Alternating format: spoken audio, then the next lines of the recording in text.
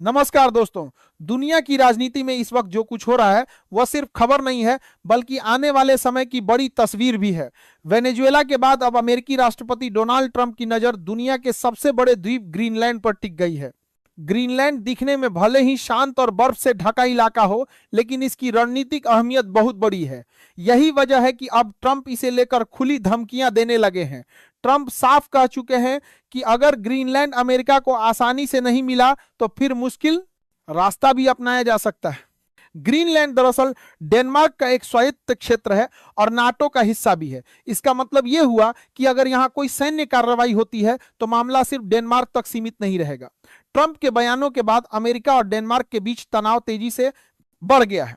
Denmark ने साफ कर दिया है कि वह ग्रीनलैंड की सुरक्षा के लिए पूरी तरह तैयार है। डेनमार्क के प्रधानमंत्री ने यहां तक चेतावनी दे दी कि अगर अमेरिका ने जबरन कब्जे की कोशिश की तो नाटो टूट भी सकता है। नाटो में कुल 32 देश शामिल हैं और डेनमार्क उनमें से एक अहम सदस्य है। अगर नाटो टूटता है तो इसका सीधा फायदा रूस को होगा और अमेरिका कमजोर स्थिति में आ जाएगा। यही वजह है कि अब यूरोप के बड़े देश भी खुलकर ट्रंप के खिलाफ बोलने लगे हैं।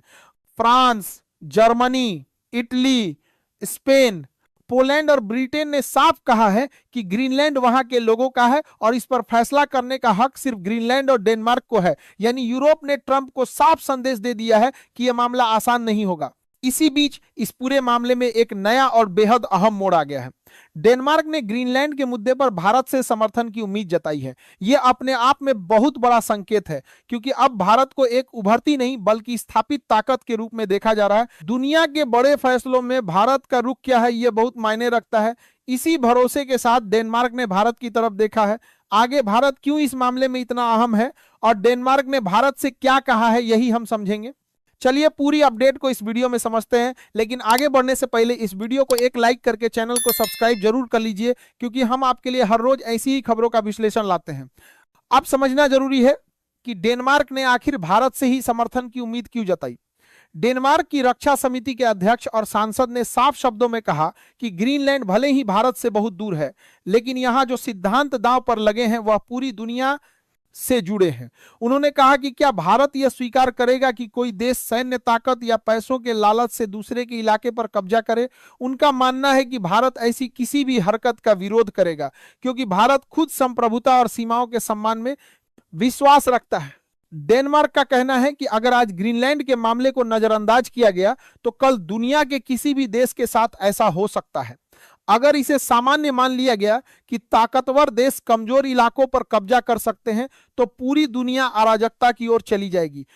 इसी डर के कारण डेनमार्क चाहता है कि भारत खुलकर अपनी बात रखे, क्योंकि भारत ने पहले भी दिखाया है कि वह दबाव में आकर फैसले नहीं करता बल्कि अपने हित और सिद्धांत देखकर कदम उठाता है। दरअसल बीते कुछ समय में भारत का रुख पूरी दुनिया ने बहुत ध्यान से देखा है। चाहे वह अमेरिका का दबाव हो या किसी और ताकत का असर, भारत ने हर बार संतुलित और आत्मनिर्भर फैसला लिया। यही वजह है कि आज भारत सिर्फ एक देश नहीं बल्कि एक भरोसेमंद आवाज बन चुका है। ट्रंप की आक्रामक नीति के सामने जो देश झुका नहीं, उसमें भारत का नाम सबसे ऊपर लिया जा रहा है। इसी कारण डेनमार्क को लगता है कि अगर कोई ट्रंप को कूटनीतिक तरीके से रोक सकता है तो वो भारत ही है। यह पूरा घटनाक्रम एक बात साफ करता है कि अब दुनिया की धुरी धीरे धीरे शिफ्ट हो रही है। पहले जहां हर संकट में नजरें सिर्फ वाशिंगटन पर जाती थीं, अब नई दिल्ली भी उतनी ही अहम बन गई है। ग्रीनलैंड का मुद्दा हो या वैश्विक सुरक्षा का सवाल, भारत का स्टैंड अब फैसलों की दिशा तय कर रहा है। यही बदलती तस्वीर आगे चलकर भारत की रणनीतिक ताकत को और मजबूत बनाने वाली है। और इसी बदलती वैश्विक स्थिति के बीच भारत ने एक और ऐसा कदम उठाया है जिसने दुनिया का ध्यान अपनी ओर खींच लिया है। जब एक तरफ अमेरिका और यूरोप में तनाव बढ़ रहा है, उसी वक्त भारत ने अपनी रक्षा ताकत को मजबूत करने की दिशा में बड़ा दांव खेला है। यह दांव सिर्फ कूटनीति का नहीं बल्कि समुद्र की गहराइयों से जुड़ा है। इसी से जुड़ी एक बड़ी डील ने अमेरिका से लेकर चीन तक हलचल मचा दी है, जिसके बारे में हम आगे की वीडियो में विस्तार से बात करेंगे। अब जरा इस पूरे घटनाक्रम को और गहराई से समझते हैं, क्योंकि यही वह जगह है जहां भारत की असली रणनीति साफ दिखाई देती है। भारत और जर्मनी के बीच हुई यह रक्षा डील ऐसे समय पर सामने आई है जब समुद्रों में ताकत का संतुलन तेजी से बदल रहा है। महासागर से लेकर प्रशांत महासागर तक चीन अपनी मौजूदगी बढ़ा रहा है और इसी वजह से भारत के लिए समुद्री सुरक्षा सबसे बड़ी प्राथमिकता बन चुकी है। ऐसे माहौल में नई और आधुनिक पनडुब्बियों का बेड़ा तैयार करना भारत के लिए कोई विकल्प नहीं बल्कि जरूरत बन गया है। इन पनडुब्बियों की सबसे खास बात इनकी चुपचाप काम करने की क्षमता है। एआईपी तकनीक के कारण ये पनडुब्बियां हफ्तों तक समुद्र के अंदर रह सकती हैं और दुश्मन को भनक तक नहीं लगती। न कोई शोर, न कोई संकेत और न ही सैटेलाइट से आसानी से पकड़ में आने का खतरा। इसका सीधा मतलब यह है कि जरूरत पड़ने पर भारत बिना युद्ध की घोषणा किए भी अपनी ताकत का असर दिखा सकता है।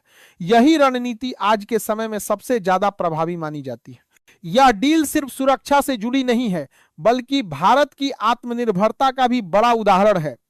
जर्मनी के साथ तकनीक का हस्तांतरण होने से भारत में ही निर्माण होगा, जिससे न सिर्फ रक्षा क्षमता बढ़ेगी बल्कि हजारों लोगों को रोजगार भी मिलेगा। आने वाले समय में भारत सिर्फ हथियार खरीदने वाला देश नहीं बल्कि रक्षा तकनीक बनाने और निर्यात करने वाला देश बनने की दिशा में भी आगे बढ़ेगा। यही वजह है कि इस समझौते को भारत के भविष्य की नींव कहा जा रहा है। चीन और पाकिस्तान के नजरिए से देखें तो यह डील उनके लिए साफ चेतावनी है।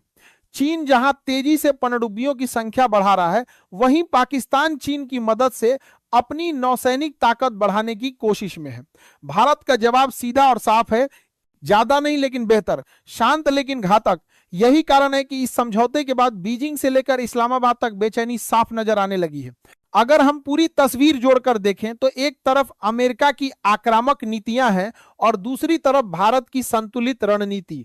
ग्रीनलैंड के मुद्दे पर भारत से उम्मीद लगाई जा रही है और समुद्री सुरक्षा के मोर्चे पर भारत खुद को मजबूत कर रहा है।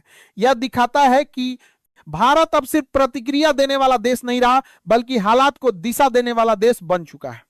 आने वाले दिनों में भारत का हर कदम सिर्फ दक्षिण एशिया ही नहीं बल्कि पूरी दुनिया की राजनीति को प्रभावित करेगा। यही वजह है कि चाहे डेनमार्क हो या जर्मनी, हर बड़ा देश भारत के साथ खड़ा होना चाहता है। अंत में सबसे जरूरी बात यह है कि आज की दुनिया में ताकत सिर्फ हथियारों से नहीं बल्कि सही फैसलों और साफ सोच से बनती है। भारत ने दिखा दिया है कि वह किसी के दबाव में आकर नहीं बल्कि अपने हित और वैश्विक संतुलन को समझते हुए कदम उठाता है।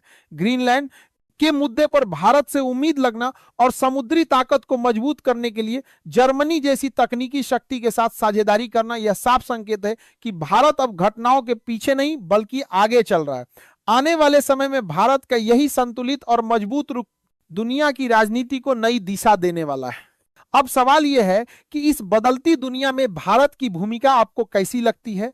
अपनी राय कमेंट में जरूर लिखिए और ऐसी ही जरूरी और आसान भाषा में समझाई गई खबरों के लिए वीडियो को लाइक और शेयर करके चैनल को सब्सक्राइब जरूर कर लीजिए। जय हिंद, जय भारत।